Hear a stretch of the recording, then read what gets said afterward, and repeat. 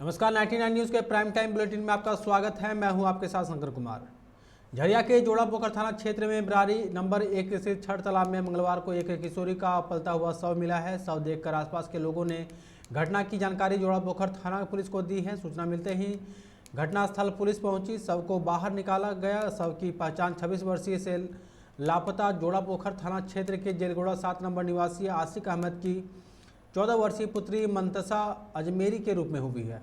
वहीं मौके पर जोड़ापोखर थाना प्रभारी राजभीर देव सिंह ने कहा कि प्रथम दृष्टि हत्या का मामला लग रहा है। वहीं शव की जांच के लिए दौरान तेजाब से चेहरा जलाने की बात सामने आई है। पुलिस मामले की जांच में जुट गई है। मिला है। उम्र कितना होता है? 16 साल बताया गया। क्या आशंका क्या है सर? क्या हुई है या ऐसी तो हत्या देखा प्रथम दृष्टया में हत्या का? सर शिनाख्त हो पाई है कहाँ तक?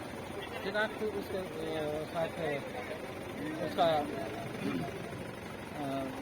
बैग है जिसमें कॉपी किताब है और कुछ नाम लिखा हुआ। उसके परिजन पहचान किया लोग? परिजन भी पहचान किए, कपड़ा भी उसी तरह का है और वहाँ पर बैग में नाम भी लिखा हुआ है।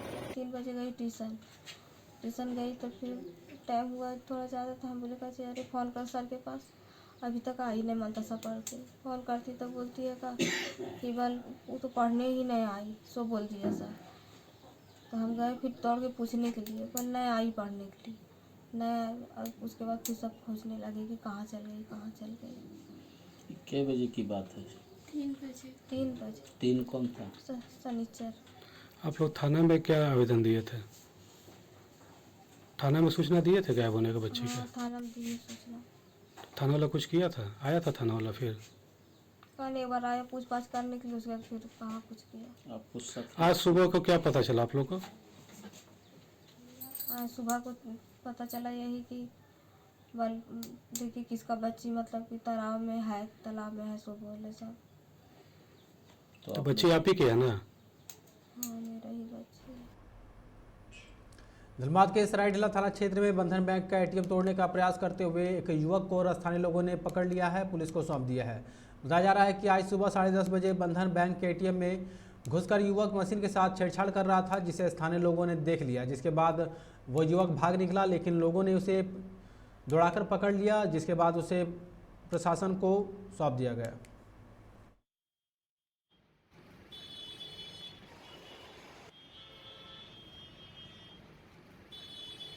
हमको तो कल सूचना मिला कि हमको बैंक में तोड़ बड़ा ताला तोड़ने को घुसा हुआ है। इसलिए हमको आए कि 5 नंबर ट्रेगर भी था साथ में, 7 नंबर साथ में लोग वहाँ से उठा कर ले गए। अभी आप जांच में है क्या मामला? अभी तो कुछ पता नहीं चल रहा है। तो सब ताला जो ठीक ठाक है, लगा हुआ है। तो ऐसे प्रबंधन के द्वारा लगा दिया गया है ताला भी फिलहाल। कोई नुकसान भी हुआ है क्या? नुकसान तो अभी कुछ नहीं हुआ है, पता नहीं चला है। प्रयास किया गया था अभी दिन में ही, लेकिन पता नहीं चला। तो हम लोग अरेस्ट करके ले गए हैं थाना। जो आप लोग कार्रवाई जो है, कितने लोग कराए हैं? एक आदमी है। एक आदमी है। उसके अंदर घुसा हुआ था क्या वो? सर तो जैसे हम लोग तो बाहर उसको रोड में पकड़े, उसको रोड में पकड़े भाग रहा था। क्या लगता है वो कौन थे अपराधी? अब वो तो पूछताछ करने के बाद जांच में तो थाना में हम लोग पहुँचा के आए हैं। तो बड़ा धनबाद में आज लव जिहाद का मामला सामने आया है। पीड़िता ने आरोप लगाया कि वह धनबाद के सरायढेला में एक शोरूम में काम करती थी, जहां से युवक ने किसी के माध्यम से उसका मोबाइल नंबर लिया। फिर मोबाइल पर दोनों की बातचीत शुरू हुई, जिसके बाद उन लोगों में प्यार हो गया। युवती का कहना है कि युवक ने उसे अपना धर्म हिंदू धर्म बताया था, परंतु प्रेम प्रसंग के दौरान शारीरिक संबंध बन जाने के बाद कुछ महीने बाद उसे पता चला कि युवक मुस्लिम है। ऐसे में और कोई विकल्प नहीं बचता देख लड़की ने युवक पर शादी का दबाव बनाया, जो समाज के दबाव में लड़के ने शादी रचा ली। लेकिन शादी के 2 महीने बाद जब वह गर्भवती हो गई तो युवक और उसके माता पिता उसे प्रताड़ित करने लगे। युवती पर धर्म परिवर्तन करने और प्रतिबंधित मांस खिलाने का जबरन प्रयास किया गया, जिसका विरोध करने पर उसे पूरी तरह से पीटा गया और कैद कर लिया गया। फिर मौका पाकर पीड़िता एक दिन लड़के के चंगुल से फरार होने में कामयाब हो गई, जिसके बाद युवती धनबाद महिला थाना पहुंची, जहां उसने पुलिस को लिखित आवेदन देकर शिकायत दर्ज कराकर न्याय की गुहार लगाई है। हम लोग एक दूसरे को पसंद करते थे। हमको पहले वो लड़का बताया कि हम हिंदू है, बाद में हमको पता चला कि वो मुस्लिम है। जब तक कि बहुत मामला आगे बढ़ चुका था। फिर वो शादी करने से इनकार कर रहा था। फिर हम उसको बोले कि तुम मेरे साथ ऐसे ऐसे किया है, शादी तुमको करना पड़ेगा। तब वो शादी किया, बोला घर नहीं लेके जाएंगे, बड़ी दीदी का शादी होगा, उसके बाद हम लेके जाएंगे। अच्छा, और उसके बाद जब घर लेके गया, उसका पापा नोटरी पेपर पे साइन करके वहाँ ले जा करके हमको पूरा बड़ी गाली करने लग गया, मारता था, पीटता था। और जब हम एक बार आ गए थे घर से, फिर भी हमको बेला फुसला के लेके गया। और उसके बाद भी हमको वहाँ पर मतलब वो लोग जबरदस्ती हमको उल्टा पुल्टा काम करने के लिए बोला। हमको अभी फंसा रहा है कि जब नहीं हो पाया उससे हम भाग के आ गए, तब हमको यहाँ पर आकर के बोल रहा है कि ये लड़की बदजलन है, ये है वो है, यहाँ जाती है, बुकिंग पे जाती है, ऐसे ऐसे बोल रहा है। घर आकर के पूरा मोहल्ला मेरा साबित है कि लोग आके तमाशा किया था और हम काम करने के लिए घर बात। और मेरा नाम शशि कुमारी, मेरा पति का नाम है मोहम्मद इकबाल। हम लोग प्यार करके शादी किए, घर ले जा, नोटरी पेपर पे ही सब जगह पे शादी किया। घर भी बोला वकील की शादी करो यहाँ घर से, उसका बाप माँ लेके किया शादी करके, तो कर नहीं रहा था। फिर जब बता दिया ऐसा सब बातें करके नहीं ले जा रहा, लेके चल गया हमको और घर ले जा करके 2 महीना अच्छा से रखा। और उसके बाद हमको वहाँ से प्रताड़ित करने लग गया, अपना धर्म परिवर्तन के लिए हमको बोलने के लिए लग गया। तो जब हम ये सब नहीं मानने लगे तो मेरे पति दारू पी के आता, हमसे कोई संबंध नहीं रखता है और दूसरा तीसरा से बात करते हैं तो हमको ये सब फंसाता है और उल्टा पुल्टा काम करने के लिए हमको बोलता है।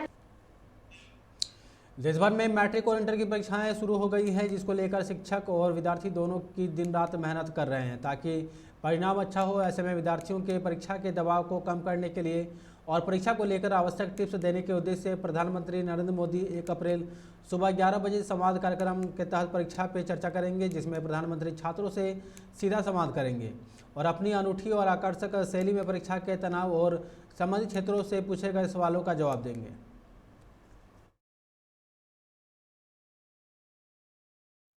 श्री धर्मेंद्र प्रधान ने तनाव मुक्त परीक्षा सुनिश्चित करने के लिए परीक्षा पे चर्चा को एक जन आंदोलन बनाने का आह्वान किया। प्रधानमंत्री के संवाद कार्यक्रम परीक्षा पे चर्चा का 5वां संस्करण 1 अप्रैल 2022 को आयोजित होगा।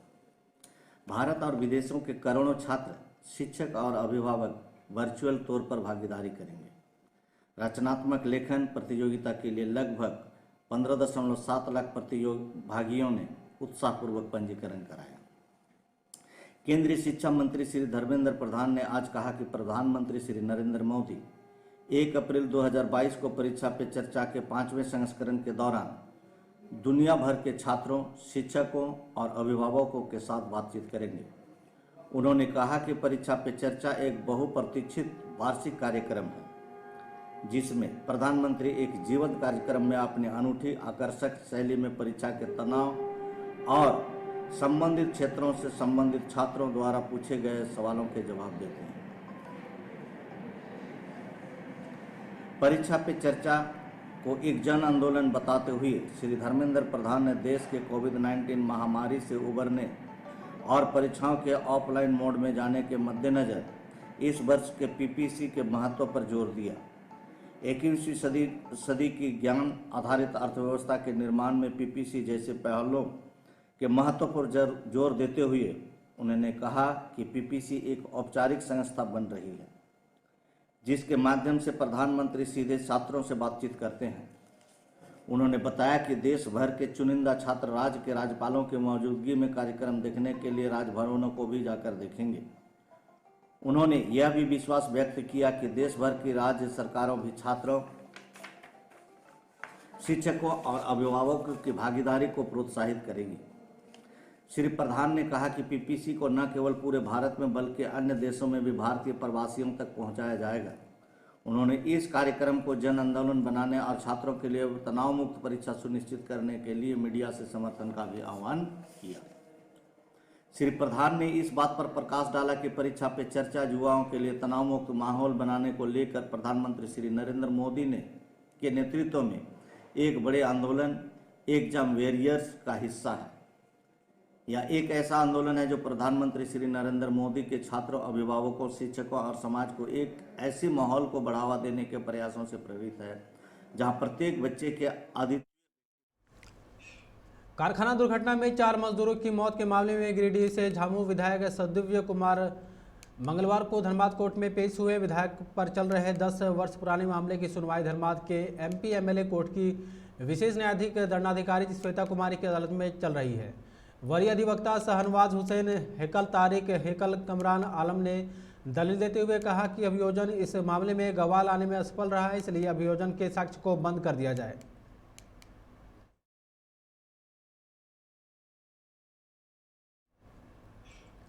केंद्र की नरेंद्र मोदी सरकार की नीतियों के विरोध में मजदूर संगठनों की 2 दिवसीय हड़ताल का धनबाद में मिलाजुला असर देखने को मिल रहा है। कोयला उद्योग में हड़ताल को सफल बनाने के लिए मजदूर संगठनों ने पूरा जोर लगा दिया था, इसका असर देखने को नहीं मिल रहा है। एक तरह से कोयला उद्योग ने हड़ताल को खारिज कर दिया है, दूसरी तरफ बैंक, पोस्ट ऑफिस और LIC में हड़ताल प्रभावित है।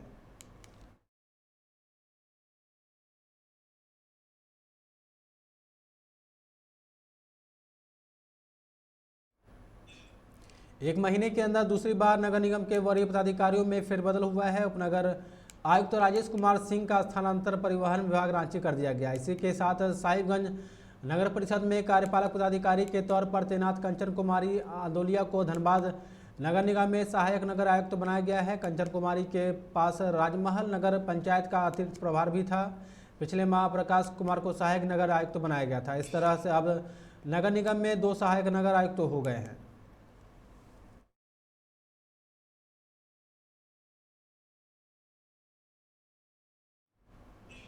सरकारी तेल कंपनियों ने आज फिर पेट्रोल और कीमत की डीजलों में इजाफा कर दिया है। सोमवार को भी तेल के दाम बढ़े हैं। मंगलवार को धनबाद में पेट्रोल के रेट में 75 पैसे प्रति लीटर और डीजल में 66 पैसे प्रति लीटर का इजाफा हुआ है।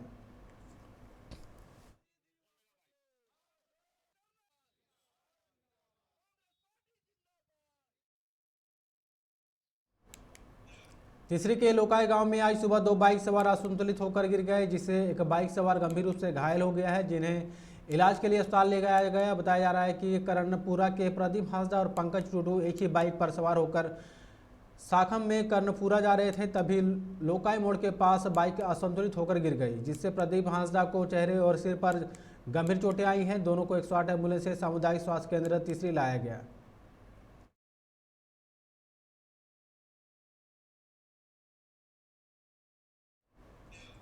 नमामि गंगे योजना अंतर्गत स्वच्छता गंगा पखवाड़ा के तहत तेनुघाट डैम परिसर में कार्यक्रम का आयोजन किया गया, जिसका शुभारंभ गोमिया विधायक डॉक्टर लंबोदर महतो, बिहार के पूर्व वित्त मंत्री छतुराम महतो, अनुमंडल पदाधिकारी बैरमो अनंत कुमार, बैरमो SDPO सतीश चंद्र झा, कार्यपालक दंडाधिकारी छबीवाला बरला, पेटरवार BDO शैलेंद्र चौरसिया और गोमिया BDO कपिल कुमार ने संयुक्त रूप से दीप प्रज्वलित कर किया। इस मौके पर गंगा आरती भी की गई। बनारस से आए पंडितों ने वैदिक मंचोच्चारण के साथ आरती भी की।